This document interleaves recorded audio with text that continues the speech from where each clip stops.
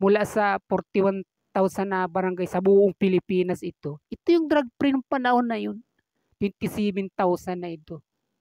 O at ngayon nga, nagtataka tayo kung saan nga, nagtataka ang tao na kung saan nga nakuha itong datos na ito na 4,027 barangay, itong drug free na sa panahong ito sa kasalukuyan. Imaginein mo, paano magagawa niya ito? Halos 70% yun, di ba? Kung nung panahon ni Pangulong Duterte, kahit pasabihin mo 6 years yun, 70% yung talagang nalinis sa droga nung panahon niya. Ngayon, 3 taon na ito, mag-4 na taon na siya. Pagkatapos, ipinagmamalaki niya, tanggapin natin na totoo ito.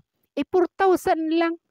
3 taon na yung nalalabi sa kanya. Ibig sabihin, mangyayari nito, maaring madagdagan man ito. Di maabot ito, maaring hanggang 10,000 na barangays lamang hanggang sa matapos yung termino niya na which is ay napakalayo. I-compare mo dun sa panahon ni Pangulong Duterte. 6 years siya, 27 yung nalinis niya.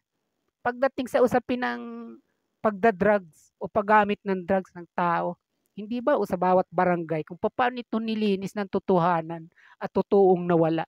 Hindi katulad sa panahong ito, mga kabayan ko, na marami ang nagsasabi na ganun na ulit, nagbalik ka na sa dati. Hindi datos ang pinagbabasehan natin dito, kundi yung ano yung nangyayari sa paligid natin. Yun ang mas malino na nagsasabi sa atin ng katotohanan sa bagay na ito. Na parang hindi na lang kung nag-aabutan ulit ngayon, balik na sa dati at nilampasan pa ng mga panahon na 2010, mga ganyan kasagsagan ng ang lakas na droga na talagang talamak na masasabi natin.